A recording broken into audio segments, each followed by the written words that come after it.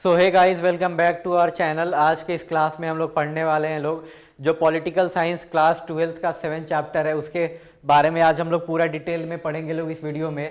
ये chapter basically emergency के बाद का जो इंपॉर्टेंट टाइम पीरियड है, क्या क्या डेवलपमेंट होता है, इसके बारे में एक एक करके हम लोग जानेंगे और पढ़ेंगे। तो चलिए इस वीडियो को हम लोग शुरू करते हैं। In the first chapter of the book, we study the process of nation building in the first decade after independence. But nation building is not something that can be accomplished once and for all times to come. In the other course of time, new challenges come up. Some of the old problem have never been fully resolved. अब यहाँ पे देखिए क्या बोला जा रहा है। पहला चैप्टर में हम लोग क्या पढ़े थे नेशन बिल्डिंग के बारे में। तो जो नेशन बिल्डिंग के बारे में हम लोग पढ़े, तो जब हम लोग अपने नेशन को बना रहे थे तो बेसिकली उसमें क्या हुआ था, हमको बहुत सारे चैलेंजेस देखने को मिले थे। उस समय भारत 565 अलग अलग प्रिंसली स्टेट में यहाँ पे डिवाइडेड था। तो हमारे लिए क्या है, चैलेंजेस है। क्यों? क्योंकि हमको इनको एक साथ फिर जोड़कर एक साथ लाना है। तो टाइम पीरियड आगे बढ़ता है हमारा, और आगे चल के क्या होगा कि कुछ सालों बाद, 30-40 साल बाद हमारे सामने फिर से बहुत सारे प्रॉब्लम हमारे सामने खड़े हो जाएंगे। जब इमरजेंसी का टाइम पीरियड खत्म होगा, तो जो ऐसा प्रॉब्लम रहेगा जो इमरजेंसी के टाइम पे ही सामने आया रहता है, पर वो पूरी तरीके से हमारे जो उस समय के लॉ मेकर है क्या नहीं कर पाते हैं, उसको सॉल्व नहीं कर पाते हैं, जिस कारण से आगे चलकर वो फिर से प्रॉब्लम क्या हो जाएगा, यहाँ पे राइज करेगा, यानी फिर से हमारे सामने आ जाएगा। As democratic experience unfolded, people from different regions began to express their aspiration for autonomy. Sometimes these aspirations were expressed outside the framework of Indian Union. This involved long struggles and often aggressive armed assertion by the people. अब देखिए यहाँ पे क्या बोला जा रहा है कि जैसे ही यहाँ पे डेमोक्रेटिक लोगों को फ्रीडम दिया जाएगा, तो उनका अपना अपना अलग अलग महत्वाकांक्षाएं सामने आने लगती है। तो कुछ लोगों का रहता है कि हमको ज़्यादा ऑटोनॉमी चाहिए, किससे? सेंट्रल से, यानी हम एक अलग रीजन के लोग हैं, अलग लिंग्विस्टिक बेसिस है। क्यों? क्योंकि इंडिया यहाँ पे इतना डाइवर्सिटी है। इंडिया में अलग अलग लैंग्वेज के, अलग अलग रिलीजन के, अलग अलग रीजन के इतने सारे लोग रहते हैं, तो सबको अपना अपना कुछ ऑटोनॉमी चाहिए होता है। तो उसी में से कुछ लोग का ऐसा डिमांड रहता है जो भारत से अलग होकर वो चाहते हैं कि क्या हो, हम रहें। उनका क्या रहता है कि हम कैसे रहेंगे, हम इंडिया के साथ नहीं रहेंगे, हम अलग रहेंगे। तो इसमें से जो मांग करते हैं कि हमको इंडिया के कॉन्स्टिट्यूशनल फ्रेमवर्क से बाहर रहना है, तो कुछ लोग इसमें जिन्होंने बोला था कि हमें इंडिया से अलग रहना है। कौन कौन?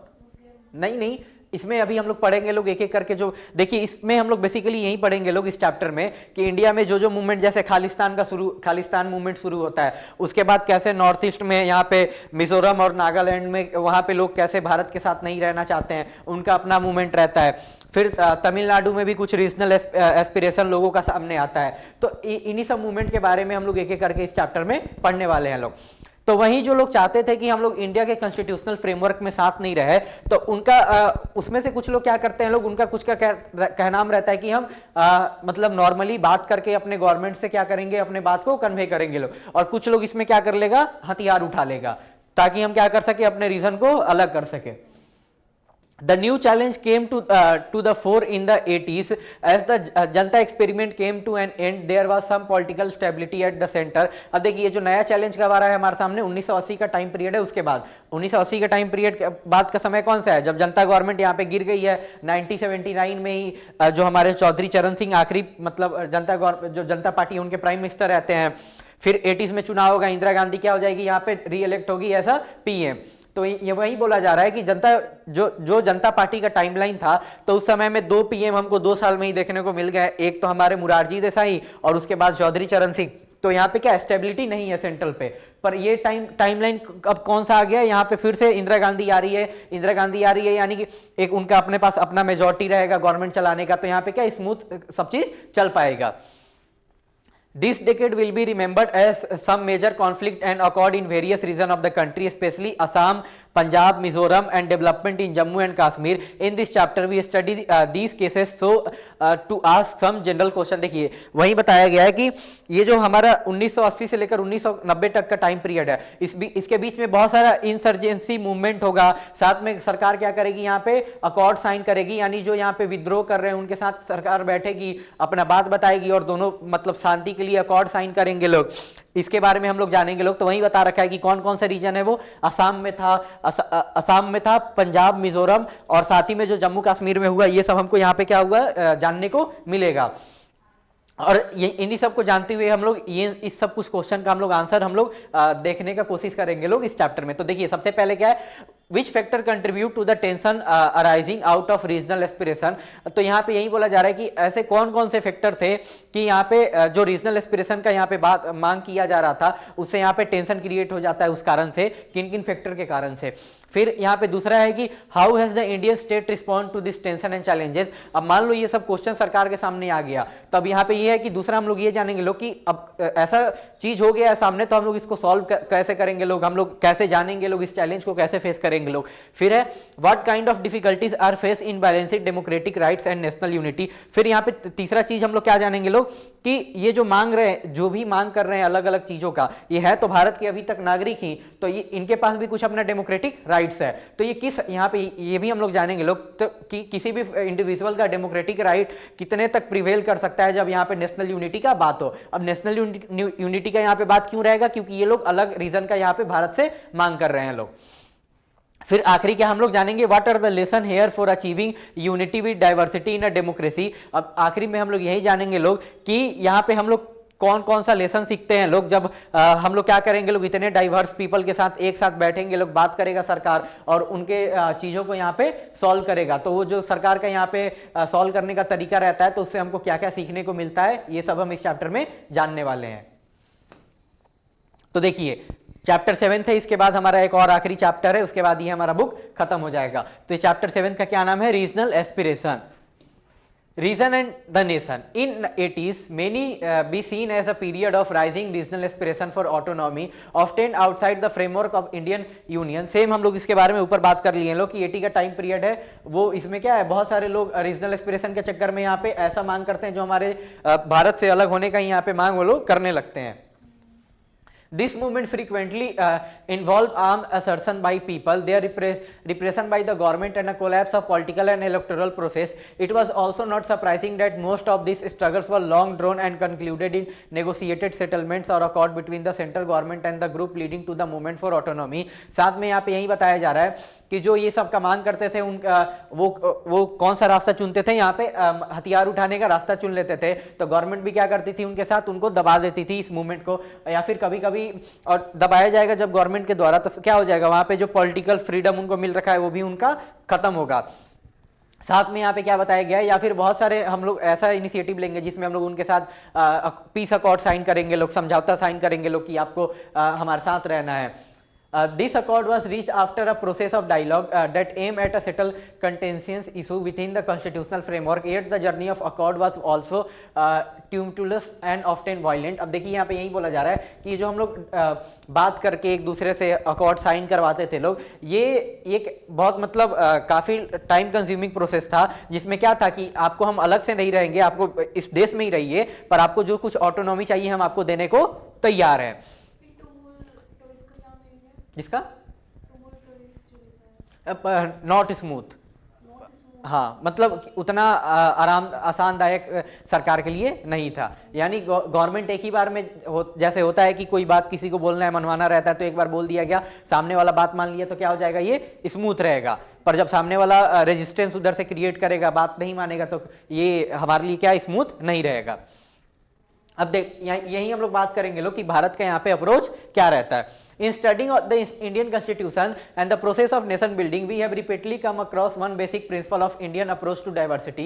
The Indian nation shall not deny the rights of different region and linguistic group to retain their own culture. We decided to live in a united social life without losing the distinctiveness of numerous culture that constituted it। अब देखिए जो हमारे संविधान निर्माता थे, जब हम उनके सामने क्वेश्चन आया कि यहाँ पे इतने डाइवर्स पीपल हैं, अलग अलग सोच के लोग हैं, तो इनको एक साथ हम लोग जोड़ के कैसे रखेंगे लोग, तो हमारा ये नहीं था कि देश को जोड़ के रखना है, तो जो यहाँ पे डाइवर्सिटी है इसको क्या कर दिया जाए, खत्म कर दिया जाए। हम लोग यहाँ पे सिंपली क्या किए, हम लोग एक ऐसा राह अपनाए जिसमें क्या था, उनको अपना आजादी दिया गया, अलग अलग धर्म के, अलग अलग लैंग्वेज के, अलग अलग कल्चर के लोगों को यहाँ पे अधिकार दिया गया कि आप अपने हिसाब से यहाँ पे चलो।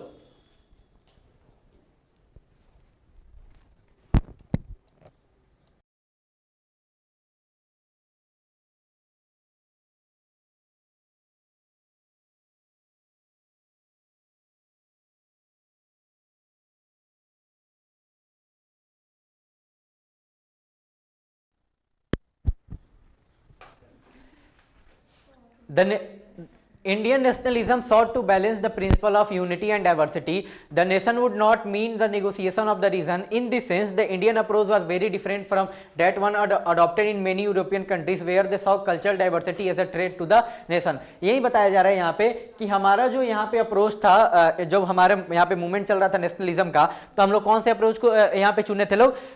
Unity with diversity. इसका मतलब ये है कि देश को एक साथ रखना है, पर साथ में अलग अलग यहाँ पे अलग अलग सोच के अलग अलग विचार के जो लोग हैं उनको वैसा सोचने का यहाँ पे आजादी देना है। तो सेम यहाँ पे आगे यही बताया जा रहा है कि हम लोग क्या किए, उनको जो भी अलग अलग रिलीजन लैंग्वेज के लोग थे या फिर रीजन के अलग अलग लोग थे, उनको हम लोग जो उनका राइट्स था वो हम लोग वो दिए। हम लोग ऐसा नहीं कि जो यूरोप में वहां पे किया गया कि डाइवर्सिटी को यूरोप में क्या देखा गया, डाइवर्सिटी में यूरोप को देखा गया कि हमारे नेशनल यूनिटी के लिए क्या है, ये हानिकारक है कि अलग अलग सोच के यहाँ पे लोग रहेंगे तो एक साथ देश कैसे एकजुट रह सकता है। तो यूरोप क्या किया, उनको यहाँ पे वैसा राइट नहीं दिया जो हम लोग यहाँ पे अपने रीजन को दिए। उसी के बारे में हम लोग आगे जानने वाले हैं। लोग India adopted a democratic approach to the question of diversity. Democracy allows political expression of regional aspiration and does not look upon them as anti-national. वही बताया जा रहा है कि इंडिया यहाँ पे कौन सा अप्रोच फॉलो करता है, उनको डेमोक्रेटिक राइट्स देता है कि आपके पास अधिकार है, आपको आप अलग अलग रीजन के हैं, आपका अलग सोच है हमसे, आप अपने बात को रखिए। यहाँ पे इंडिया यहाँ पे उनको पॉलिटिकल एक्सप्रेशन का जगह देता है और उनको क्या नहीं देखता है, एंटी नेशनल नहीं देखता है इन लोगों को कि ये क्या कर रहे हैं, भारत को तोड़ रहे हैं। Besides, democratic politics allows party and group to address. हाँ, वहीं आगे जानेंगे लोग उनके साथ हम लोग कैसे वो किए। देखो दूसरे कंट्री में क्या होता था कि लोग अगर ऐसा मांग करते थे तभी उनको दबा दिया जाता था ये बोल के तुम लोग एंटी नेशनल है, पर इंडिया में ऐसा नहीं हुआ। इंडिया क्या किया, उनसे बात किया, उनको समझाया और तब सबको साथ में एक साथ जोड़ के रखा। तो ये हमारा अप्रोच क्या था, सबको समझाकर मना बुझाकर यहाँ पे रखने का। Democracy besides, democratic politics allows parties and groups to address the people on the basis of their regional identity, aspiration and a specific regional problem. Thus, in the course of democratic politics, regional aspiration get strengthened. At the same time, democratic politics also mean that regional issue and problem will be receive adequate attention and accommodation in the policy making process. देख यही बताया जा रहा है कि जो हमारा democratic politics था ये क्या अलाउ किया, जो अलग अलग पार्टीज के लोग थे, अलग अलग ग्रुप के लोग थे, उनको यहाँ पे उनको बोलने का, उनको अपना बात रखने का हमारी सरकार यहाँ पे उनको अधिकार दी, जिससे क्या हुआ, जो हमारा रीजनल एस्पिरेशन था वो और ज्यादा स्ट्रेंथन हुआ। कैसे स्ट्रेंथन होगा, मान लो अगर हम लोग उनके बात को सुन रहे हैं लोग, तो वो लोग हमसे क्या होंगे, खुश होंगे। तो ऐसे तो वो लोग मतलब हमारे साथ रहने को वो लोग चाहेगा ही, तो इससे तो हमारे लिए खतरा नहीं है। तो एक तरीके से स्ट्रेंथन करने का काम किया। और साथ ही में गवर्नमेंट जो थी, जो अलग अलग यहाँ पे लोग के अलग अलग यहाँ पे सोच आ रहे थे, उनके बात को मानी, समझी, बोली कि आप जो भी हम पॉलिसी बनाएंगे आपका भी यहाँ पे क्या रखा जाएगा, ध्यान रखा जाएगा कि आपके रीजन को भी हमको क्या करना है, यहाँ पे डेवलप करना है। Such an agreement sometimes lead to tension and problem. Sometimes the concern for national unity may overshadow the regional need and aspiration. वही बता रखा है कि ऐसा अरेंजमेंट कभी कभी क्या होता था, जो प्रॉब्लम और टेंशन होता था कभी कभी आसानी से हल हो जाता था, पर कभी कभी जो हमारा नेशनल यूनिटी का बात आता था वहां पे इस चीज को दबाया भी जाता था जब वो लोग बात समझते ही नहीं थे। तो at the other time, a concern for reason alone may blind us to the larger need of the nation. Therefore, political conflict over issue of power of the region, their rights and separate existence are common to the nation that want to respect diversity while trying to forge and retain unity. वही बताया जा रहा है कि हर एक देश के लिए ये चीज जरूरी है कि जो अपने यूनिटी को बचा कर रखना चाहता है, कि अपने देश को टुकड़ा नहीं होने देना चाहता है, उसको क्या करना पड़ेगा, जो रीजनल एस्पिरेशन है उनके चीज को फुलफिलमेंट करना पड़ेगा। उनका जो भी मांग है उनको यहाँ पे एक साथ उनको बैठाकर उनके मांग को समझना पड़ेगा और उनके मांग को पूरा करना होगा। अब यहाँ पे एरियाज ऑफ टेंशन, तब कौन कौन से यहाँ पे अलग अलग टेंशन थे जिसके बारे में हम लोग पढ़ने वाले हैं लोग, ये है। In the first chapter you have seen how immediately after partition our nation had to cope with the difficulties issues like partition, displacement, integration of princely state and reorganisation of state and so many. यही बता रहा है। पहला chapter में हम लोग क्या पढ़े थे लोग कि जैसे ही देश आजाद हुआ हमारे सामने बहुत सारे चैलेंजेस आ गए, बंटवारा हुआ था, लोग इधर से उधर जा रहे थे, उसके बाद प्रिंसली स्टेट इतने सारे थे, इसको हमको एक साथ जोड़ के रखना था। उसके बाद क्या हुआ, लिंग्विस्टिक बेसिस पे अलग अलग राज्य अपना मांग करने लगे थे, तो ये सब हमारे सामने क्या था, प्रॉब्लम था। Many observers within the country and from outside had predicted that India has one unified country can not last long. तो इन सब रीजन से जो यहाँ पे अलग अलग जो प्रिडिक्ट करने वाले थे लोग, उनका क्या प्रिडिक्शन था कि इंडिया एक एकजुट रहकर पूरे मतलब आगे नहीं एग्जिस्ट कर पाएगा, यानी इंडिया टूट जाएगा। पर हम लोग क्या किए, उनको गलत साबित किए। Soon after independence, the issue of Jammu Kashmir came up. It was not only a conflict between India and Pakistan. More than that, it was a question of political aspiration of the people of Kashmir Valley. आज़ादी के बाद से ही जम्मू कश्मीर का एक तो भारत और पाकिस्तान के सामने लड़ाई हुआ ही, ये क्वेश्चन आया ही, पर साथ में भारत पाकिस्तान से भी ज़्यादा इंपॉर्टेंट क्या था कि जो कश्मीर रीजन के लोग हैं उनका क्या एस्पिरेशन है, वो क्या चाहते हैं, ये सवाल हमारे सामने क्या हो गया, खड़ा हो गया। Similarly, in some parts of the northeast, there was no consensus about being a part of India. First, Nagaland and then Mizoram witnessed a strong movement demanding separation from India. In south, some groups from the Dravid movement briefly toyed with the idea of separate country. Same वैसे ही जैसे कश्मीर में था, तो north east में कुछ reason थे जो पूरे नॉर्थ ईस्ट के लोग भारत के साथ आना नहीं चाहते थे, तो वैसे ही जो मिजोरम और नागालैंड के लोग थे वो क्या चाहते थे, भारत से हम अलग हो जाए। सेम साउथ में भी क्या था कि कुछ द्रविड़ मूवमेंट के लोग थे, उनका भी क्या नाम था कि हमको एक सेपरेट कंट्री चाहिए। This event were followed by mass agitation in many parts for the formation of linguistic state. Today Andhra Pradesh, Karnataka, Maharashtra, Gujarat were among the region affected by this agitation. वहीं बता रखा है कि कुछ लोगों का हम लोग मांग को कैसे पूरा किए, उनको अलग अलग लिंग्विस्टिक बेसिस पे सेपरेट स्टेट देकर किए, और ये सब इन्हीं सब स्टेट के रीजन में क्या था, यहाँ पे ऐसे लिंग्विस्टिक स्टेट मतलब लैंग्वेज के बेसिस पे अलग स्टेट। सबसे पहले स्टेट बना था लिंग्विस्टिक के बेसिस पे आंध्र प्रदेश 1952 में। उसके बाद जब आंध्र प्रदेश बन गया तो यहाँ पे जो और भी अलग अलग लैंग्वेज के लोग थे अपने लिए दूसरे स्टेट का मांग करने लगे थे, तो एक स्टेट रीऑर्गेनाइजेशन का मिशन बना था on the basis of language, तो 1956 में आया। उसके बाद क्या हुआ कि यहाँ पे हम लोग क्या किए, जो लैंग्वेज के बेसिस पे अलग अलग स्टेट इसी के बाद से बनना शुरू हो गया। जैसे कि 60 के टाइम पीरियड पे गुजरात और महाराष्ट्र अलग हो गया, पहले एक ही था जिसका नाम बॉम्बे था, तो मराठी के लिए महाराष्ट्र, गुजराती के लिए गुजरात। आगे चलकर लैंग्वेज की बेसिस पे पंजाब से तुम्हारा टाइम लगेगा, पर 66 में क्या होगा, जो पंजाब से हिमाचल अलग राज्य निकलेगा, हरियाणा अलग राज्य निकलेगा। वो सब पहले क्या थे, पंजाब थे।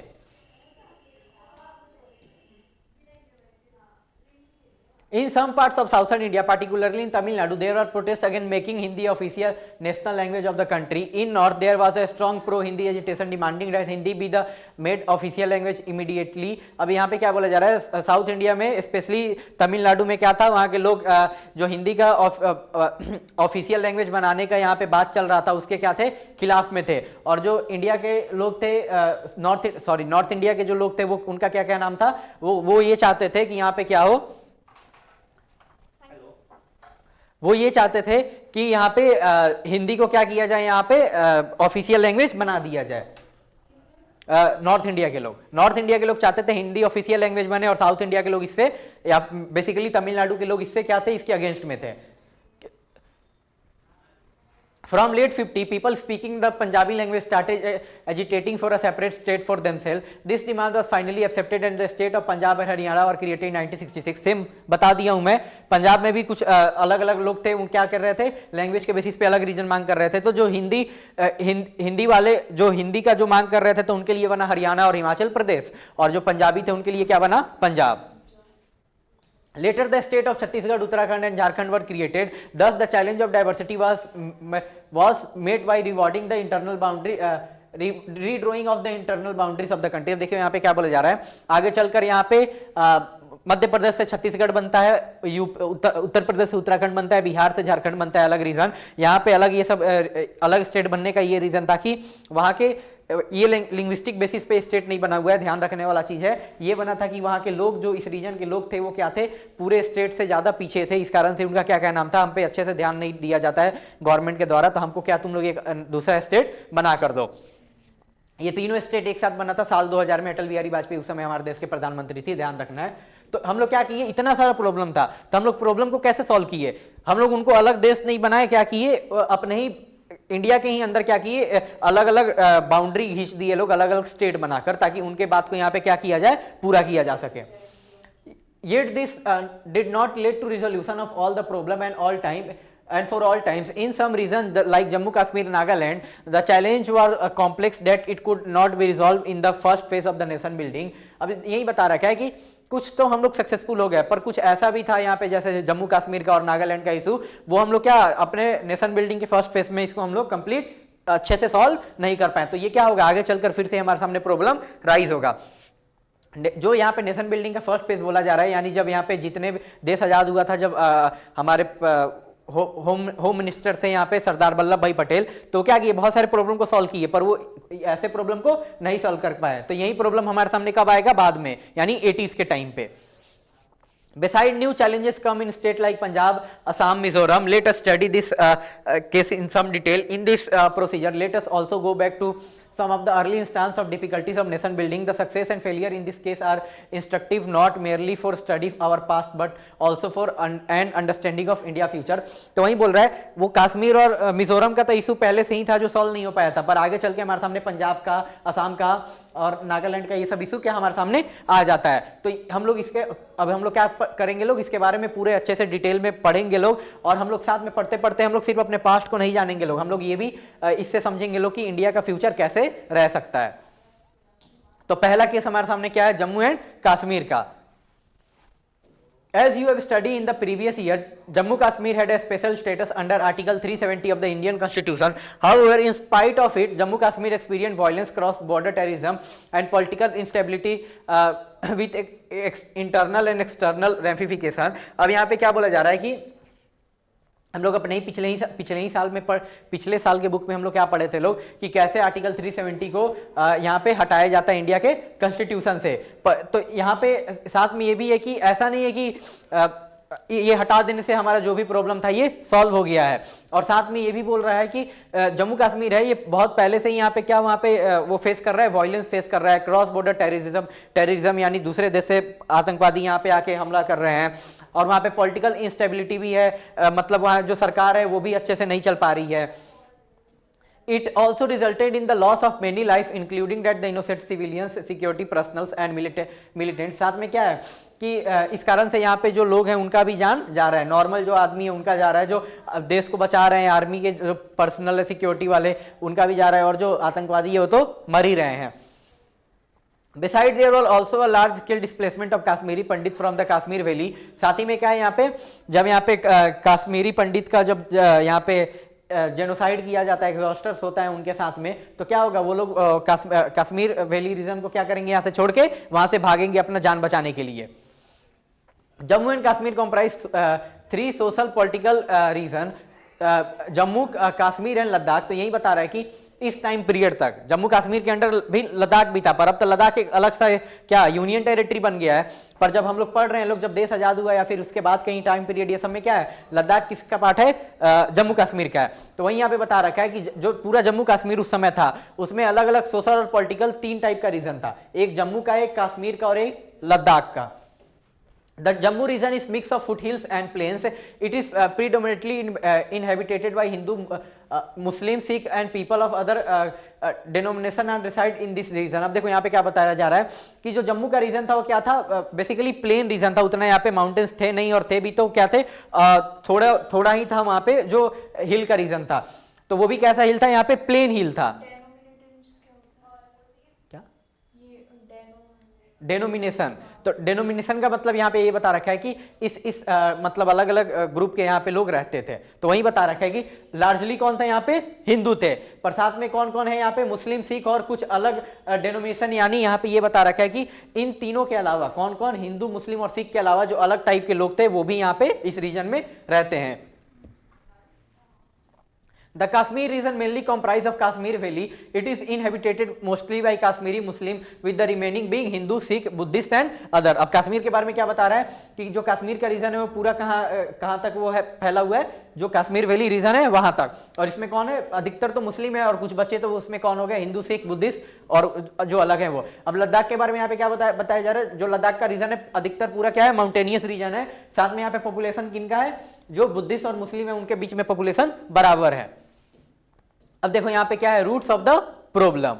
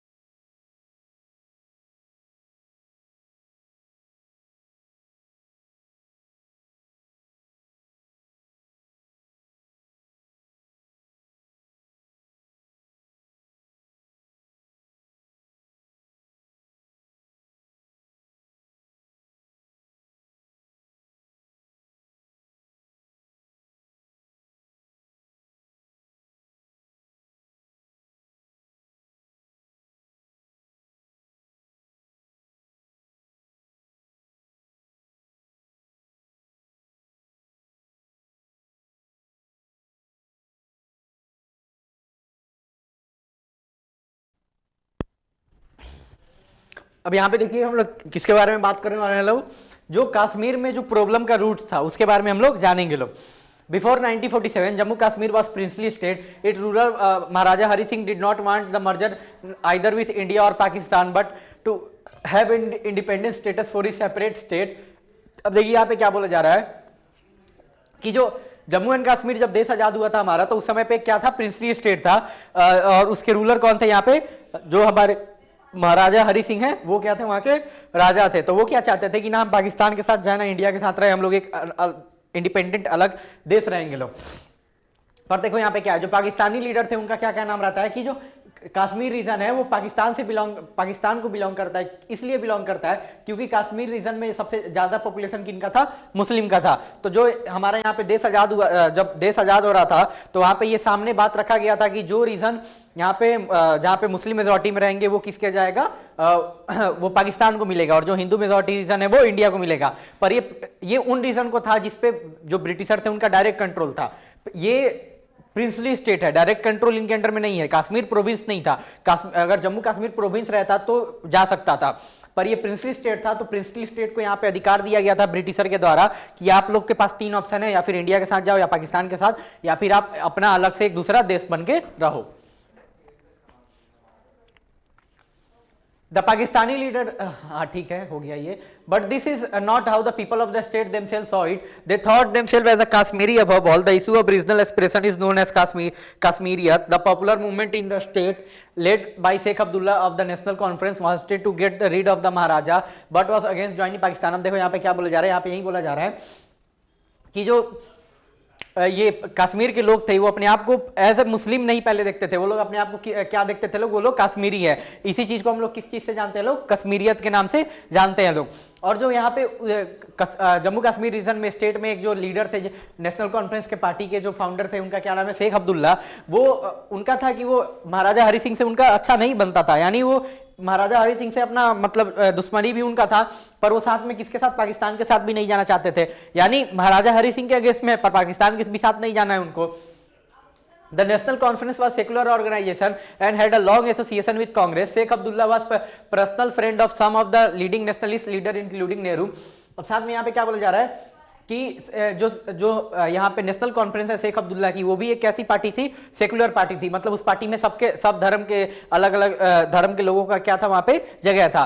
और साथ में शेख अब्दुल्ला का अपना व्यक्तिगत दोस्ती, जो हमारे उस समय आजादी में भाग लेने वाले अलग अलग नेता थे उनके साथ दोस्ती था, और साथ में नेहरू के साथ भी क्या था, अच्छा दोस्ती था। द्रविडियन मूवमेंट हम लोग इसको खत्म करने के बाद पढ़ेंगे लोग, जो तमिलनाडु में शुरू हुआ था। तो पहले ये खत्म करें, उसके बाद क्या है देखो। In October 1947 Pakistan sent tribal infiltrators from the side of the from its side to capture Kashmir. This forced the Maharaja to ask the Indian military help. India extended the military support and drove back the infiltrators from Kashmir Valley, but only after the Maharaja had signed an instrument of succession with government of India। देखिए यहाँ पे क्या बोला जा रहा है, अक्टूबर में क्या करता है पाकिस्तान, कुछ ट्राइबल इन्फिल्ट्रेटर्स को भेजता है। इन्फिल्ट्रेटर्स मतलब घुसपैठिए को यहाँ पे भेजा जाता है ताकि क्या करो, आप जाके कश्मीर को यहाँ पे कब्जा कर लो। वो क्या करेंगे, आएंगे यहाँ पे कब्जा करने का, वो लोग मतलब कब्जा करने लगेंगे लोग। तो जो यहाँ पे राजा है, महाराजा थे वहां के हरि सिंह, वो क्या करेंगे लोग, भारत सरकार से मदद मांगेंगे लोग। तो नेहरू क्या बोलते हैं, मदद तो एक ही शर्त पे करेंगे, जब आप क्या करो, यहाँ पे साइन करो इंस्ट्रूमेंट ऑफ सक्सेशन, यानी आप अपने रीजन को किसके साथ मिलाओ, हमारे साथ मिलाओ। तो जैसे ही वो साइन कर देते हैं तो यहाँ पे गवर्नमेंट क्या भेज देगी, यहाँ पे अपने मिलिट्री को भेज देगी। However, as Pakistan continued to control a sizable part of the state, the issue was taken to UNO, which is a resolution dated 21 April 1948 recommend a 3-step process to resolve the issue। अब देखो यहाँ पे क्या होगा, Indian जो army personnel होते हैं वो क्या करेंगे, पाकिस्तान को यहाँ पे भगाना, जो इन्फिल्ट्रेटर्स थे उनसे रीजन मतलब जो कब्जा कर रखे थे उसको क्या छुड़वाना शुरू कर देंगे लोग। पर अभी जो हमारे आर्मी पर्सनल थे उनको पूरी तरीके से कश्मीर के रीजन से भगाकर पूरे कश्मीर को अपने अंडर ले पाते, उससे पहले ही नेहरू क्या कर देंगे, वो यूनाइटेड नेशन ऑर्गेनाइजेशन में चले जाएंगे, ताकि यूनाइटेड नेशन ऑर्गेनाइजेशन क्या करे, इस मैटर को यहाँ को सॉल्व करे। तो यहाँ पे एक रिजोल्यूशन पास होगा 21 अप्रैल 1948 को, जिसमें जो यूएनओ है वो क्या तीन स्टेप बताएगी। कभी कभी अंदर का जो बिहारी होता है ना, 3 स्टेप बताएगी यहाँ पे।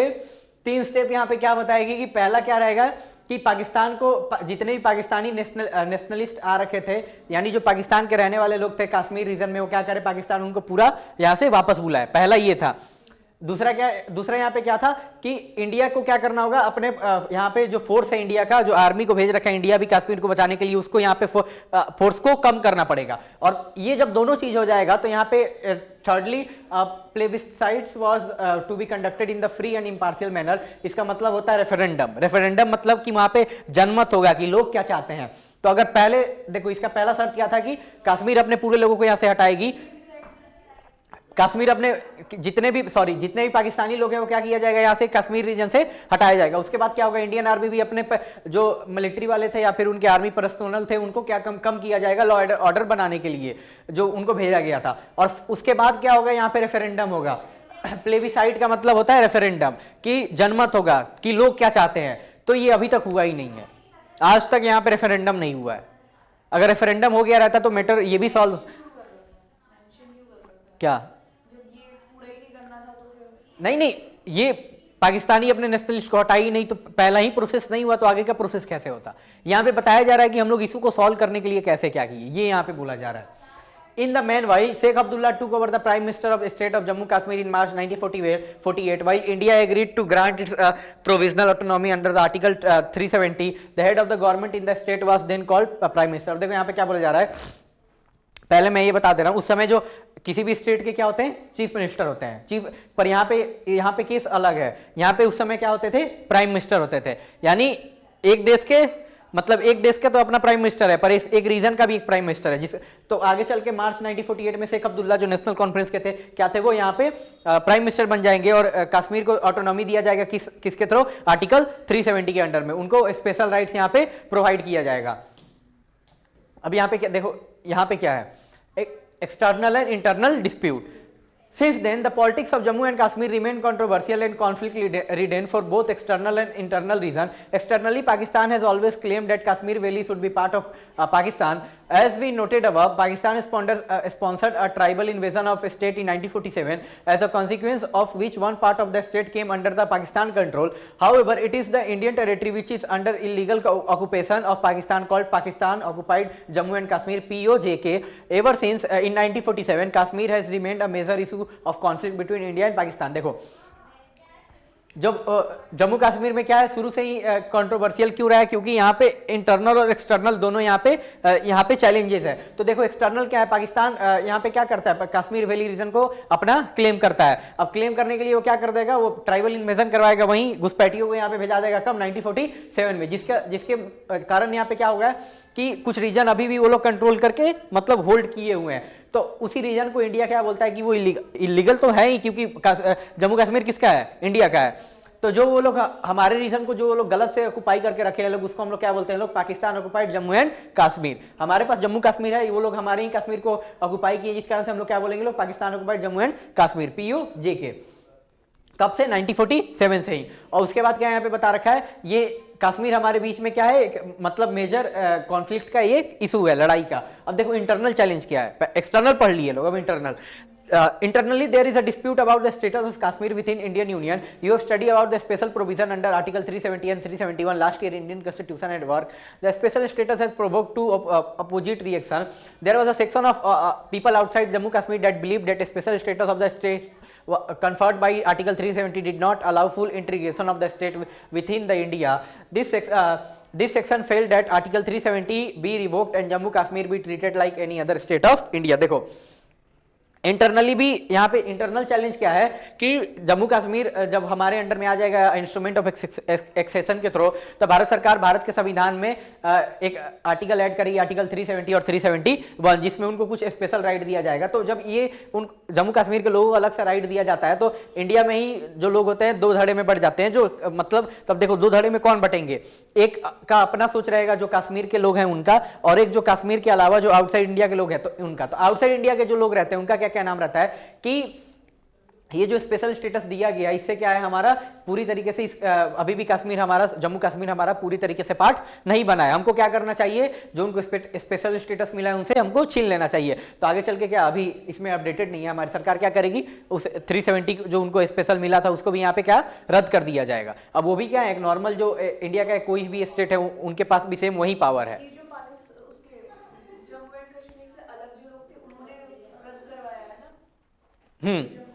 गवर्नमेंट का देखो, इसके पीछे का बीजेपी के शुरू से ही था। जब जम्मू कश्मीर को स्पेशल स्टेटस दिया जाता है तो बीजेपी के जो बीजेपी जिन लीडरों को मानती है, जो फ्रीडम फाइटर भी थे, श्यामा प्रसाद मुखर्जी, वो कांग्रेस इंडिपेंडेंट इंडिया के कांग्रेस का जो कैबिनेट था नेहरू का, उसमें वो मिनिस्टर भी थे, कैबिनेट मिनिस्टर थे, वो थे अपोजिशन पार्टी के। फिर भी नेहरू क्या उनको जगह दे रखे थे। उस समय जो सरकार बना था उस समय अपोजिशन से लेकर गवर्नमेंट वाले सब उसमें मिनिस्टर बने थे, जैसे भीमराव अंबेडकर भी थे, पर वो इन रियलिटी अपोजिशन लीडर थे, कांग्रेस के, वो कांग्रेस पार्टी के वो नहीं थे। तो सेम जो बीजेपी वाले जिनको फॉलो करते हैं उनका नाम है श्यामा प्रसाद मुखर्जी। तो जैसे ही उनको पता चलता है कि नेहरू गवर्नमेंट कश्मीर को यहाँ पे आर्टिकल 370 दे रही है, वो क्या करने लगेंगे, धरना के लिए यहाँ पे चले जाएंगे जम्मू कश्मीर में, प्रोटेस्ट करने जाएंगे। वहां पे सरकार उनको उठाकर जेल में डाल देगी, वहीं पे उनका मौत हो जाता है। तो जो बीजेपी के जो बीजेपी लीडर हैं या फिर उनके जो पहले की जो भी पार्टी रह चुकी है उस विचारधारा की, उनका शुरू से था क्या कि जब हम गवर्नमेंट में आएंगे क्या करेंगे, 370 को खत्म करेंगे। उनका देखो, श्यामा प्रसाद मुखर्जी का क्या नाम था, एक देश में दो संविधान नहीं चल सकता है। ये तो बेसिकली दो संविधान हो गया, क्योंकि उनको अलग सा यहाँ पे क्या दिया जा रहा है, अलग सा यहाँ पे मिनी कॉन्स्टिट्यूशन ही दिया जा रहा है। वहाँ पे एक अलग प्राइम मिनिस्टर है और साथ में और सारा भी चीज क्या था, 370 के अंडर में था। तो उनका एक फेमस स्पीच भी है कि यहाँ पे कि एक रीजन में क्या एक रीजन में दो कॉन्स्टिट्यूशन नहीं रख सकता है। एक कंट्री है तो एक ही क्या रहेगा, कॉन्स्टिट्यूशन रहेगा। तो इसीलिए ये इसमें से फॉलो भी करते हैं। आगे चल के 2019 में 6 अगस्त को क्या किया जाएगा, यहाँ पे आर्टिकल 370 को रिवोक करके हटा दिया जाएगा। बेसिकली बीजेपी का शुरू से 3 एजेंडा था। एक था आर्टिकल 370, एक था उसके बाद राम मंदिर बनवाना, और तीसरा है यूसीसी, यूनिफॉर्म सिविल कोड। 2 हो चुका है, एक और आखिरी बाकी है।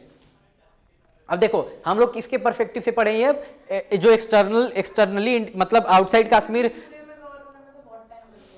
देखो टाइम बताएगा। अब देखो यहाँ पे हम लोग किसके पर्सपेक्टिव से पढ़े, जो मतलब आउटसाइड जम्मू कश्मीर के पीपल थे उनके पर्सपेक्टिव से जाने। अब जो जम्मू कश्मीर के लोग थे उनका क्या नाम था, मोस्टली देखो उनमें से भी कौन है, जो कश्मीरी लोग हैं, मतलब जम्मू कश्मीर के रीजन में लद्दाखी भी हैं और जम्मू के भी लोग हैं, पर कश्मीरी जो लोग थे वो उनका क्या नाम था कि जो हमको ऑटोनॉमी अभी दिया गया आर्टिकल 370 के तहत, ये हमारे लिए इतना मतलब इतना इससे हमारा काम नहीं चल रहा है, हमको और क्या चाहिए, और ऑटोनॉमी चाहिए। देखो एक साइड है कि उतना ऑटोनॉमी देने पे देश में बवाल हो रखा है, और कश्मीर के जो लोग हैं क्या उनका क्या नाम है कि हमको इतना हमारा इतना से काम नहीं चलेगा।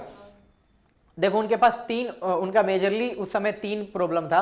पहला क्या था कि first, the promise of accession would be referred to the people of the state after the situation created by tribal invasion was normalised has not been fulfilled. अब देखो यहाँ पे क्या बोला जा रहा है कि जो प्रॉमिस किया गया था हमारे को, जब यहाँ पे जम्मू कश्मीर इंडिया का पार्ट बन रहा था, तो यहाँ पे क्या बोला गया था कि जो जम्मू कश्मीर का रीजन का कंट्रोल है फिर से हम ही को दे दिया जाएगा, पर जब सिचुएशन क्या हो जाएगा, नॉर्मल हो जाएगा। पर इन लोगों का क्या नाम है कि ऐसा नहीं हुआ।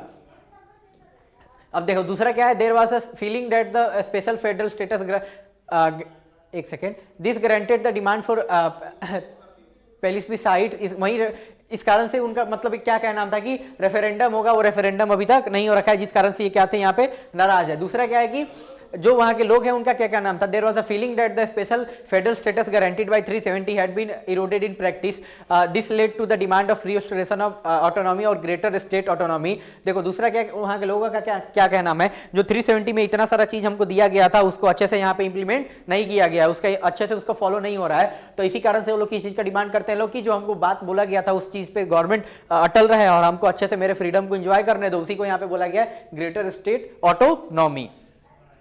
Thirdly, it was felt that the democracy which is practiced in the rest of India has not been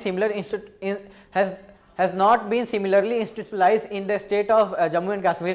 तीसरा वहाँ के लोगों का क्या नाम है कि जो पूरे देश में जैसे डेमोक्रेसी यहाँ पे देश में चलता है वो यहाँ पे क्या है जम्मू कश्मीर में वैसे वो फॉलो नहीं हो रहा है। अब देखो यहाँ पे क्या है, politics since 1948। After taking over the prime minister, Sheikh Abdullah initiated major land reform and other policies which has benefited ordinary people, but there was growing difference between him and the central government about his position on Kashmir status. देखो जैसे ही यहाँ पे शेख अब्दुल्ला प्रधानमंत्री बन जाते हैं तो क्या करेंगे, उस रीजन में यहाँ पे लैंड रिफॉर्म और सारा पॉलिसी लेकर आएंगे जिससे वहाँ के आम नागरिक है क्या हो उनसे उनको फायदा मिल सके। पर साथ ही में उसी टाइम पीरियड पे क्या होता है, जो शेख अब्दुल्ला है और जो सेंट्रल गवर्नमेंट है यहाँ पे कांग्रेस की, उनके बीच में यहाँ पे तनाव क्रिएट हो जाना शुरू होता है। क्यों? क्योंकि जो शेख अब्दुल्ला का कश्मीर स्टेटस पे जो उनका पोजीशन था वो एक से मतलब वो क्लियर स्टैंड यहाँ पे नहीं दे रहे थे कि आप हो तो हो किसके साथ, ठीक है।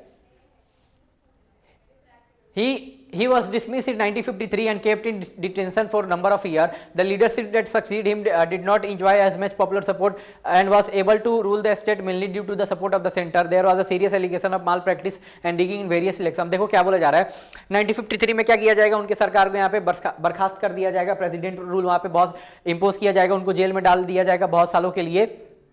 और उनके बाद शेख अब्दुल्ला के बाद जो यहाँ पे जो भी लीडर बनते हैं, प्राइम मिनिस्टर इस रीजन के बनेंगे, वो क्या करेंगे, लोगों के वो पसंदीदा नहीं होते हैं, पर सेंट्रल से उनको क्या पूरा सपोर्ट मिलते रहता है। और साथ में जो वहाँ के लोग थे वो उस समय वहाँ के जो प्राइम मिनिस्टर थे उनके खिलाफ और उनके गवर्नमेंट के खिलाफ किस चीज़ का उनके खिलाफ एलिगेशन था कि चुनाव में धांधली हो रही है और बहुत ज़्यादा क्या है यहाँ पे माल प्रैक्टिस है, यानी यहाँ पे जो तुम्हारा ये करप्शन होता है ये सब बहुत ज़्यादा वहाँ पे है। During the most of the period between 53 to 74, the Congress party exercised influence on the politics of state. A truncated national conference minus Sheikh Abdullah remained in power within active support of Congress for some time, but later it merged within the Congress. Thus, the Congress gained direct control over the government in the state and brought about the changes. अब देखो यहाँ पे क्या बोला जा रहा है, 53 जब शेख अब्दुल्ला को जेल में डाला जा रहा है उनके सरकार को बर्खास्त करके, तो 53 से 74 का टाइम पीरियड है। यहाँ पे क्या है, कांग्रेस पार्टी को बहुत सारा मतलब कांग्रेस पार्टी डायरेक्टली क्या कर पा रही है, स्टेट को कंट्रोल कर पा रही है। स्टार्टिंग में जो नेशनल कॉन्फ्रेंस से ही अलग होकर जो दूसरे लीडर आए थे शेख अब्दुल्ला को छोड़कर, वो क्या करेंगे, अपना सरकार बनाएंगे किसके, कांग्रेस के सपोर्ट से। आगे चल के वो अपने पार्टी को किस में मर्ज कर देंगे, कांग्रेस में। और फिर क्या हो जाएगा, कांग्रेस के हाथ में डायरेक्ट यहाँ पे कंट्रोल हो जाएगा उस रीजन का। इसके बाद से कांग्रेस बहुत सारे यहाँ पे चेंजेस लेकर आएगी। In the meanwhile there was several attempt to reach the an agreement between Sheikh Abdullah and the government of India. A change in the provision of the constitution of Jammu and Kashmir Jammu and Kashmir was made in 1965 by which then Prime Minister of the state was designated as Chief Minister of the state। अब देखो यहाँ पे क्या बोला जा रहा है, इस टाइम पीरियड के बीच में शेख अब्दुल्ला और भारत सरकार के बीच में बहुत सारा बातचीत होता है कि एक एग्रीमेंट पे हम लोग आ जाए, एक बात सहमति बन जाए, पर यहाँ पे क्या होता है, सहमति नहीं बन पाता है। उसी टाइम पे क्या होगा, 1965 में एक चेंज किया जाएगा वहाँ के प्रोविजन में कॉन्स्टिट्यूशन के, और जो प्राइम मिनिस्टर का जो पोजीशन था उसको अब रिप्लेस करके किससे बदल दिया जाएगा, चीफ मिनिस्टर। यानी एज अ नॉर्मल इंडिया के जितने स्टेट में जो पोजीशन था वहीं अब यहाँ भी रहेगा। अब आगे, accordingly Ghulam Mohammad Sadiq of Indian National Congress became the first chief minister of the state. Question ध्यान रखने वाला है कि जम्मू कश्मीर के पहले चीफ मिनिस्टर कौन है, उनका क्या नाम है, गुलाम मोहम्मद सदीक। जब प्राइम मिनिस्टर का पोजीशन हटा दिया जाता है और जब यहाँ पे चीफ मिनिस्टर का पोजीशन आएगा तो कांग्रेस पार्टी के जो लीडर हैं गुलाम मोहम्मद सदीक, ये जम्मू कश्मीर के पहले मुख्यमंत्री बनेंगे। In 1974, Indira Gandhi reached an agreement with Sheikh Abdullah and he became the chief minister of the state. He reviewed the national conference which was elected with majority in the assembly election held in 1977. Sheikh Abdullah died in 1982. The leadership of the national conference went to his son Farooq Abdullah, who became the chief minister, but he soon was dismissed by the governor and breakaway faction of the national conference came to power for a brief period। अब देखो यहाँ पे क्या बोला जा रहा है, 1974 का टाइम पीरियड है। शेख अब्दुल्ला के साथ भारत सरकार पहले ही क्या चाहती थी कि यहाँ पे एक एग्रीमेंट बन जाए, बात बन जाए दोनों के बीच में। फाइनली इंदिरा गांधी प्रधानमंत्री है 1974 में, देश की प्रधानमंत्री इंदिरा गांधी है, क्या करेगी, शेख अब्दुल्ला के साथ यहाँ पे बातचीत करेगी, दोनों एक साथ यहाँ पे बैठेंगे लोग, बात बन जाएगा दोनों में। आगे चल के शेख अब्दुल्ला उसी समय क्या हो जाएंगे, उस स्टेट के सीएम बन जाएंगे, कहाँ के, जम्मू कश्मीर के।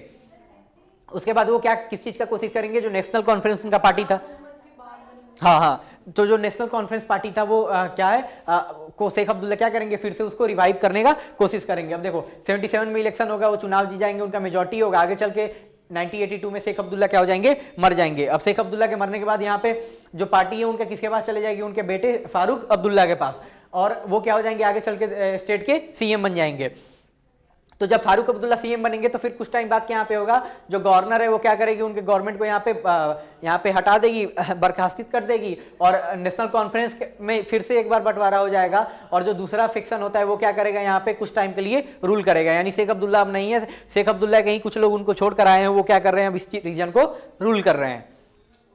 The dismissal of Farooq Abdullah government due to the intervention of the central generated a feeling of resentment in the Kashmir. The conflict that the Kashmir had developed in the democratic process after the accord between Indira Gandhi and Sheikh Abdullah received a setback. अब देखो यहाँ पे क्या बोला जा रहा है, जो शेख अब्दुल्ला को यहाँ पे हटा दिया जाएगा, उनको as a chief minister centre के द्वारा उनके गवर्नमेंट को बर्खास्त कर दिया जाएगा, तो जो कश्मीर के लोग होते हैं उनके बीच में फिर से क्या हो जाएगा, जो कॉन्फिडेंस उनके बीच में पैदा हुआ था क्या हो जाएगा, वो लोग फिर से सोचने लगेंगे कि ये सरकार हमारे साथ जो सेंट्रल में यहाँ पे है इंडिया की, वो क्या कर रही है, गलत कर रही है। तो जो यहाँ पे शेख अब्दुल्ला और इंदिरा गांधी के बीच एग्रीमेंट हुआ था कि डेमोक्रेटिक प्रोसेस को हम लोग बहाल करेंगे लोग जिस अकॉर्ड से, वो क्या हो जाएगा, इस पे सेटबैक पड़ जाएगा, यानी इससे बहुत ज्यादा घाटा होगा।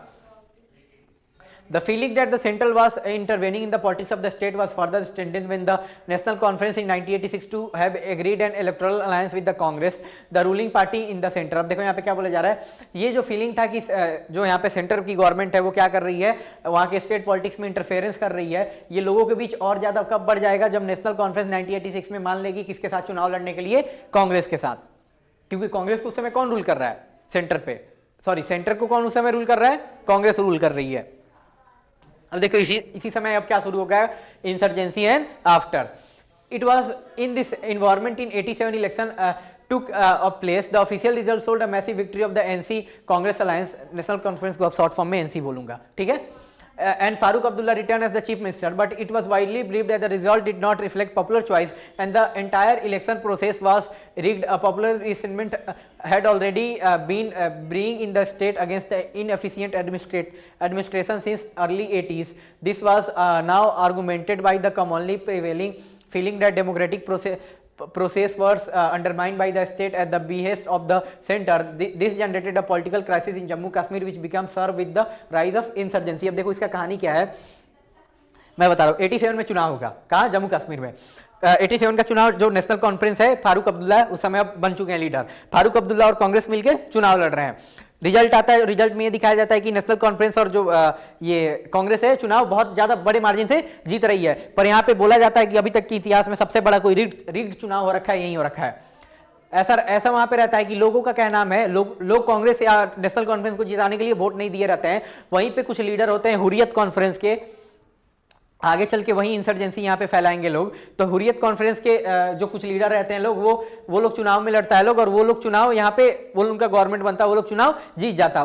लोग किसको इलेक्ट किए थे, उनके लिए वोट दिए थे, पर चुनाव में धांधली होता है, जिस कारण से क्या होता है कि चुनाव कांग्रेस और जो नेशनल कॉन्फ्रेंस है वो जीत जाएगी।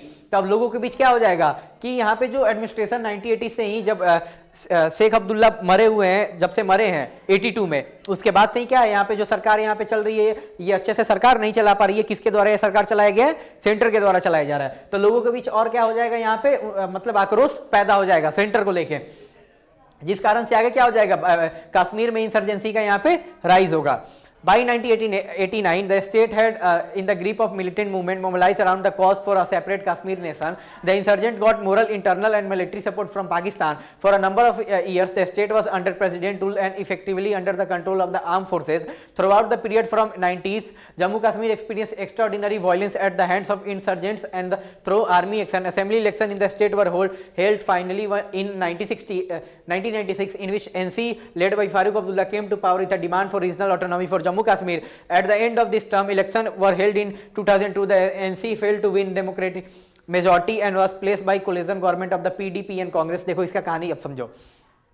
87 का चुनाव है, रिग्ड हो गया। अब यहाँ पे क्या हो रहा है कि 89 में क्या हो जाएगा, अब यहाँ से मिलिटेंट, यहाँ पे लोग जो हारे रहते हैं वो क्या करेंगे, वो उनके रहता है कि नहीं, जो वो लोग किस चीज का मांग करने लगेंगे अब कि हमको क्या चाहिए, यहाँ पे कश्मीर एक अलग सा देश चाहिए। इनको सपोर्ट किसका मिल जाएगा, पाकिस्तान का। पाकिस्तान इनको कैसे सपोर्ट करेगा, पूरे मिलिट्री सपोर्ट देगा, मोरल सपोर्ट देगा, और इनको जो जो पैसा चाहिए होगा सब सपोर्ट कौन दे रहा है, पाकिस्तान दे रहा है। इस कारण से अब इसके बाद से 90s के बाद से यहाँ पे एक्स्ट्रा ऑर्डिनरी वायलेंस होगा, यहाँ पे इंसर्जेंसी होगा। इसी टाइम पे कश्मीरी हिंदू को क्या किया जाएगा, कश्मीर के रीजन में मारा जाएगा, जो वहाँ की जो हिंदू है कश्मीर रीजन की, उनके साथ रेप होगा। ये सब मूवमेंट कब हो रहा है, जब यहाँ पे इंसर्जेंसी फैल रहा है। और आगे चल के इतना कुछ करने के बाद आर्मी वहाँ पे डिप्लॉय होगी, आर्मी रीजन को कंट्रोल करने का कोशिश करेगी, और इन सब सिचुएशन के बीच में फाइनली 1996 में दोबारा चुनाव होगा। उसके बीच में क्या लगा हुआ है, प्रेसिडेंट रूल लगा हुआ है। तो जब 1996 में चुनाव होगा तो नेशनल कॉन्फ्रेंस जो फारूक अब्दुल्ला के द्वारा लीड किया जाता है वो यहाँ पे पावर में फिर से आएगी। अब नेशनल कॉन्फ्रेंस कांग्रेस के साथ यहाँ पे नहीं है, किसमें यहाँ पे अलायंस नहीं कर रखी है। किस मांग से आएंगे पावर में दोबारा कि हमको ज्यादा क्या चाहिए, यहाँ पे ऑटोनॉमी चाहिए, किसके लिए, जम्मू कश्मीर के लिए, ज्यादा हमको फ्रीडम चाहिए। आगे चल के जब 2002 में चुनाव होगा तो वो चुनाव हार जाएंगे, कौन, जो नेशनल कॉन्फ्रेंस है, ठीक है। और उसके बाद यहाँ पे क्या होगा कि जो यहाँ पे कोलिजन में पीडीपी यानी पीपल्स डेमोक्रेटिक पार्टी, जो महबूबा मुफ्ती अभी प्रेजेंट है इस पार्टी की हेड है, इससे पहले इनके पापा थे, ये और कांग्रेस के लीडर यहाँ पे मिलकर चुनाव लड़ेगा लोग और ये लोग चुनाव जीत जाएगा लोग। अब देखो यहाँ पे क्या है,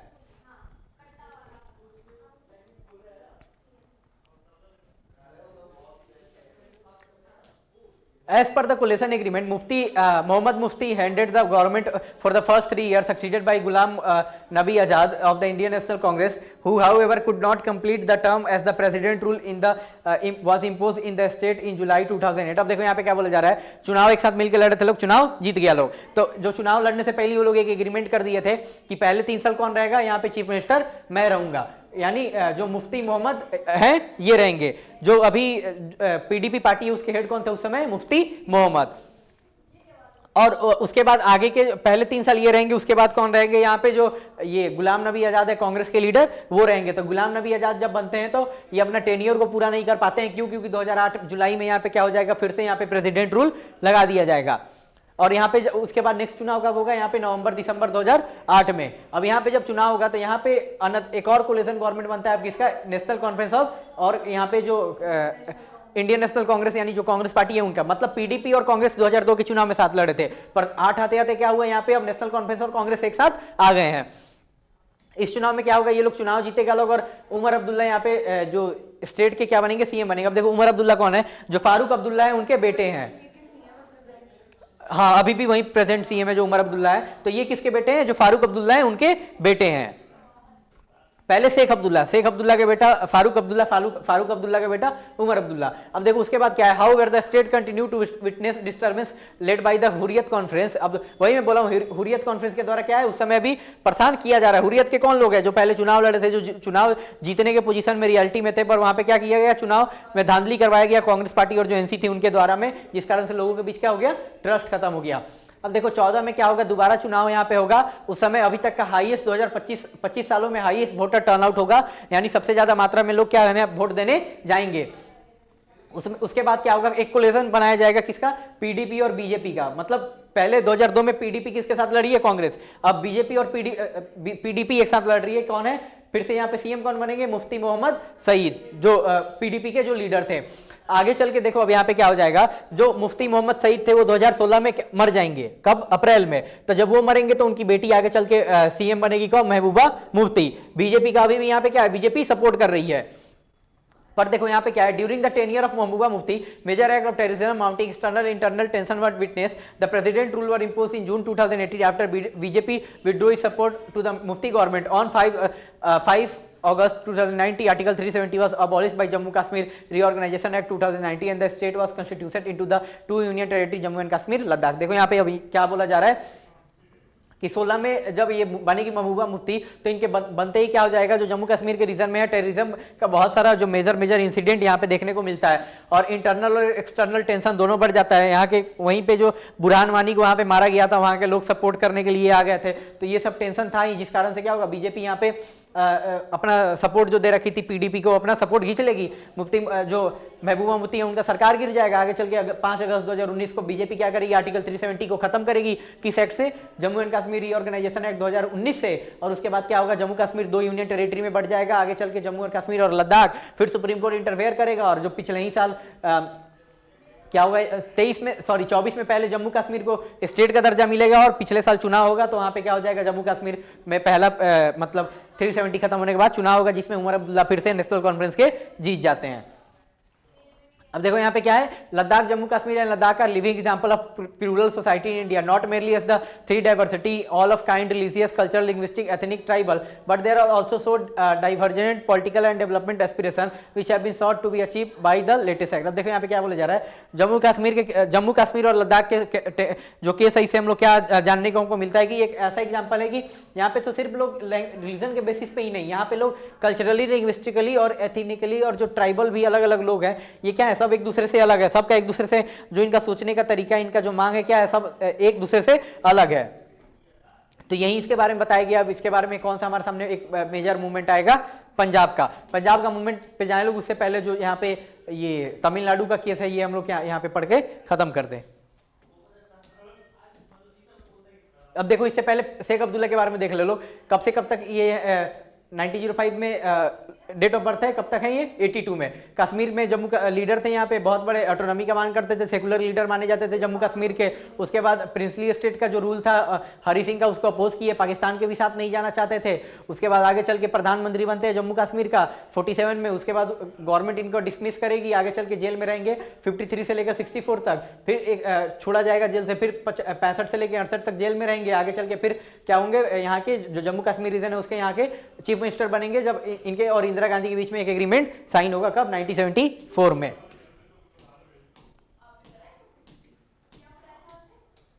अब यहां पे देखो क्या है, द्रविडियन मूवमेंट यानी जो साउथ का मूवमेंट था ये है। अब देखो द्रविडियन मूवमेंट में क्या है, वडाकू वासगिराडू थेरकाडू, इसका मतलब क्या है, the north thrives even as the south decays. This popular slogan sum of the dominant sentiment of the India most effective regional movement, the Dravidian movement.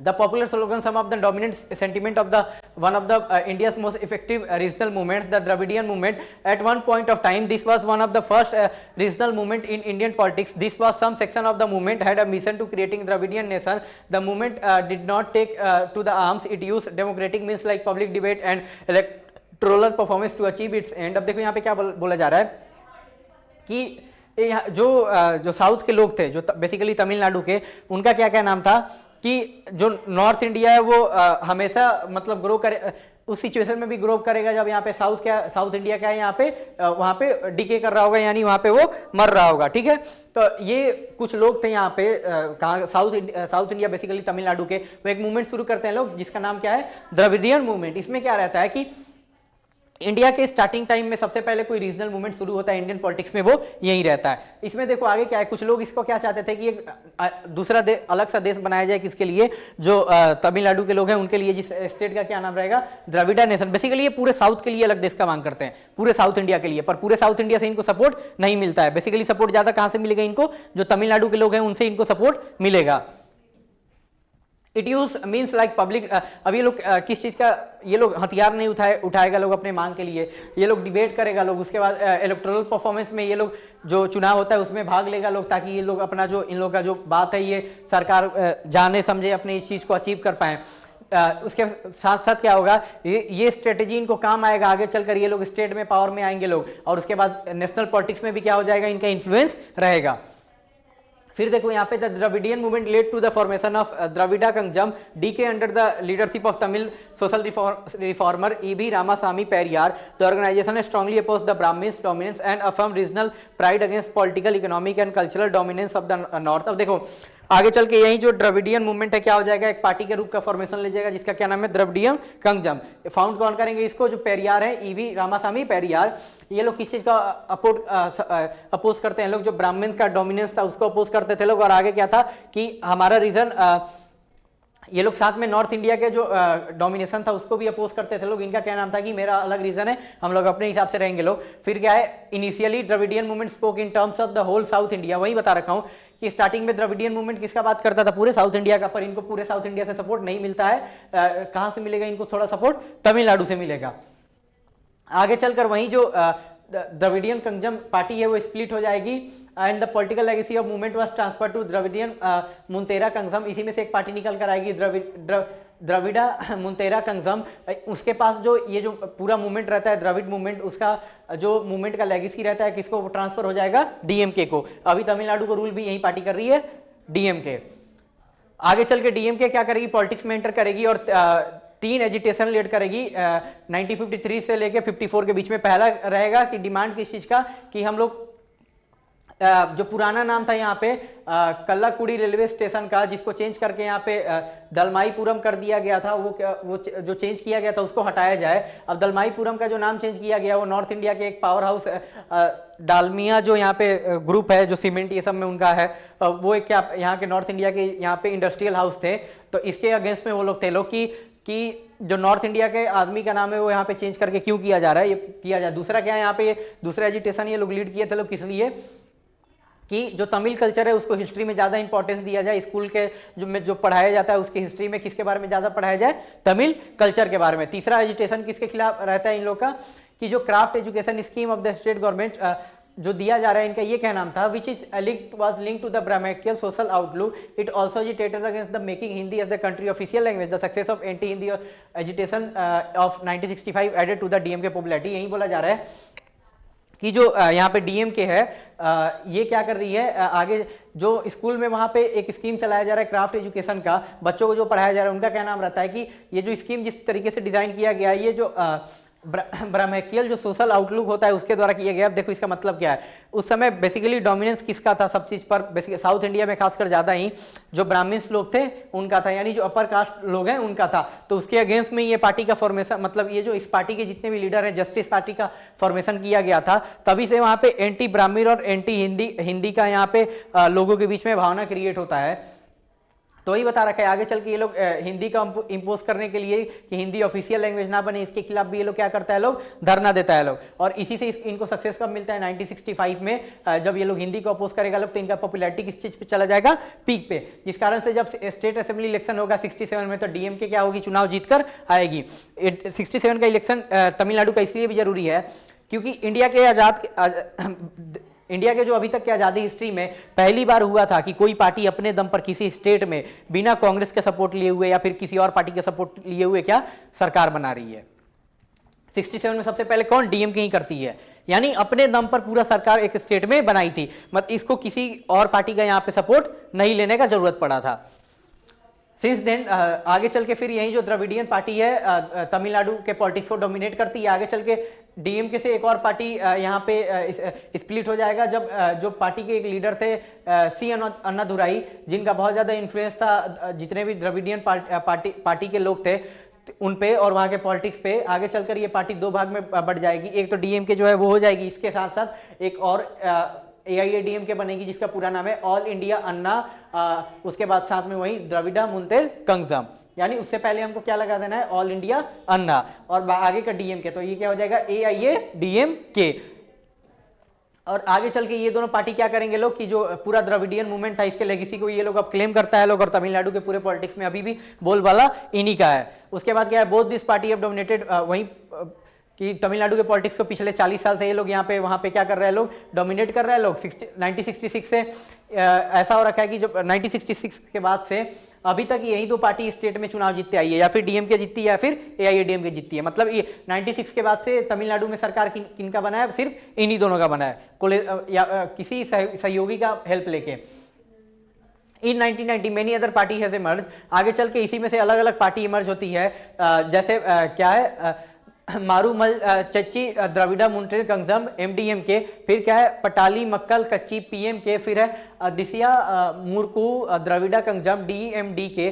All this party have been kept alive the issue of regional pride in the politics of Tamil Nadu. वहीं ये लोग अभी भी उस चीज को जिंदा करके रखा है लोग, इस चीज का रीजनल प्राइड का तमिलनाडु के पॉलिटिक्स में, और अपने पॉलिटिक्स को कर रहे हैं लोग। साथ में क्या है, इनिशियली इन लोगों को कैसे देखा जाता था कि ये लोग कैसे हैं कि हमारे इंडियन नेशनलिज्म का जो मूवमेंट है हमारी यूनिटी के लिए ये लोग क्या खतरा है। फिर क्या होता है, regional politics in Tamil Nadu is good example of compatibility of regionalism and nationalism. और यही बताया जा रहा है कि जो तमिलनाडु की एग्जांपल, इससे हमको क्या सीखने को मिलता है कि अपना अपना यहाँ पे लोगों का अलग अलग एस्पिरेशन का मांग है। तो ये हमको एक चीज सिखाता है कि एक तरीके से देश भी एक साथ है और जो लोग हैं अपना मांग कर रहे हैं वो भी यहाँ पे एग्जिस्ट कर रहे हैं। अब देखो यहाँ पे कुछ मैं बता दे रहा हूँ, अभी के टाइम पे करंट टाइम पे डीएमके तमिलनाडु को रूल कर रही है। इसका अलायंस किसके साथ है, हाँ डीएमके, जिसके चीफ मिनिस्टर है एमके स्टालिन। वो एमके स्टालिन यहाँ पे लीड कर रहे हैं, और अब अभी अपोजिशन में कौन है, AIADMK है। तो एक टाइम पे, इससे पहले AIADMK का गवर्नमेंट था, उस समय जयललिता जब तक CM थी, सॉरी चीफ मिनिस्टर थी, उसके बाद से दूसरा कोई बनता है। ये जो MDMK है ये बेसिकली अभी ये बीजेपी और AIADMK के साथ है। AIADMK का यहाँ पे गठबंधन बीजेपी के साथ है। PMK का भी गठबंधन बीजेपी और AIADMK के साथ है। जो DMDK है ये अभी DMK के साथ है और कांग्रेस के साथ है। जो कांग्रेस और DMK एक साथ अभी है, ये मैं समझा दिया हूँ ताकि और चीज अच्छे से समझने में आसानी हो। अब यहाँ पे हम लोग किसके बारे में पढ़ेंगे लोग, ये जो इस मूवमेंट के जो एक बहुत बड़े इसके लीडर हैं, क्या नाम है, EV रामास्वामी नाइकर, जिनको हम लोग पेरियार के नाम से भी जानते हैं। इनके सपोर्ट, ये देखो ये किस चीज़ के स्ट्रॉन्ग सपोर्टर थे, एथिज्म का, यानी ये भगवान में भरोसा बिल्कुल नहीं करते थे। वहीं से तो एक कॉन्सेप्ट आया था। ये जो पूरा एंटी ब्राह्मण जो नैरेटिव यहाँ से चला, सब कहाँ से शुरू होता है, ये इसलिए ये लोग क्या करते हैं, आगे चल के एथिस्ट बन जाते हैं। कास्ट स्ट्रगल में भी यहाँ पे इनका रोल था, जो वहाँ पे भेदभाव था उसके खिलाफ भी ये क्या किए थे, लड़े थे। आगे चलकर rediscovery of Dravidian identity initially as a worker of Congress, आगे मतलब जो द्रविडियन आइडेंटिटी था इसको दोबारा से एक नए तरीके से उजागर करने में इनका हाथ माना जाता है। कांग्रेस के एक टाइम पे वर्कर थे। सेल्फ रिस्पेक्ट मूवमेंट जब 1925 में हुआ था, इसी समय जो तुम्हारा एक पार्टी जस्टिस पार्टी बनती है तमिलनाडु में, इसी मूवमेंट से वो निकलेगी 1925 में। वो बेसिकली ये मूवमेंट किस चीज़ का था, एंटी ब्राह्मण मूवमेंट था, ब्राह्मण लोगों के खिलाफ था। और वहीं जस्टिस पार्टी में आगे चल के जुड़ जाते हैं। आगे चल के क्या करेंगे, द्रविडियन कंगजम को फाउंड करेंगे और फिर यहाँ पे हिंदी को अपोज करेंगे और नॉर्थ इंडिया के डोमिनेशन को भी। और साथ में बहुत सारा यहाँ पे थेसिस लिखेंगे किसके बारे में, नॉर्थ इंडियन और ब्राह्मण्स के बारे में, क्या कि वो लोग आर्यंस है और हम लोग अलग है। मतलब देखो द्रविड़, यहाँ पे ये कहना है कि जो इंडिया के जो नॉर्थ इंडिया के लोग हैं वो क्या है, आर्यंस है, और जो साउथ इंडिया के लोग हैं वो क्या है, द्रविडियन है। तो जो द्रविडियन है इन लोगों का क्या नाम रहता है कि वही ओरिजिनल इंडियन है। यही पहले क्या थे, जो इंडस वैली सिविलाइजेशन था, ये लोग ही पहले नॉर्थ को रूल करता था लोग। पर जो आर्यंस इन्वेड करके आए, आर्यंस का जो थ्योरी बोला जाता है वो यूरोप से आ रखे हैं। यानी जो नॉर्थ इंडिया के लोग हैं वो आर्यंस है और वो कहाँ से आए हुए हैं, यूरोप से आए हुए हैं लोग बहुत साल पहले। जिस कारण से क्या हुआ, जो यहाँ के रियल लोग हैं ये लोग ऐसे क्लेम करते हैं लोग कि जो द्रविड़ लोग हैं वो लोग कहाँ चले गए, साउथ में चले गए लोग। तो यही सब थ्योरी पे इनका बहुत सारा क्या है, किताब भी लिखा हुआ है।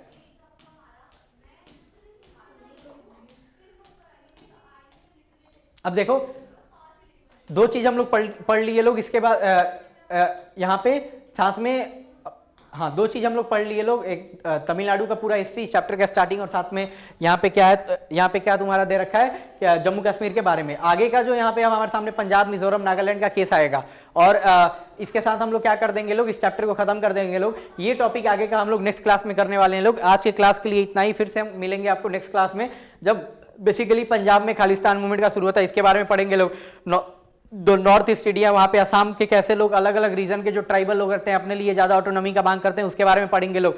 साथ ही में मिजोरम के बारे में पढ़ेंगे लोग, नागालैंड के बारे में पढ़ेंगे लोग, और ऐसे करके इस चैप्टर को हम लोग क्या करेंगे लोग, खत्म कर देंगे लोग। तो अब मिलते हैं आपसे फिर नेक्स्ट वीडियो में, तब तक के लिए बाय बाय। नेक्स्ट पार्ट का आप लोग वेट कीजिए, टाटा।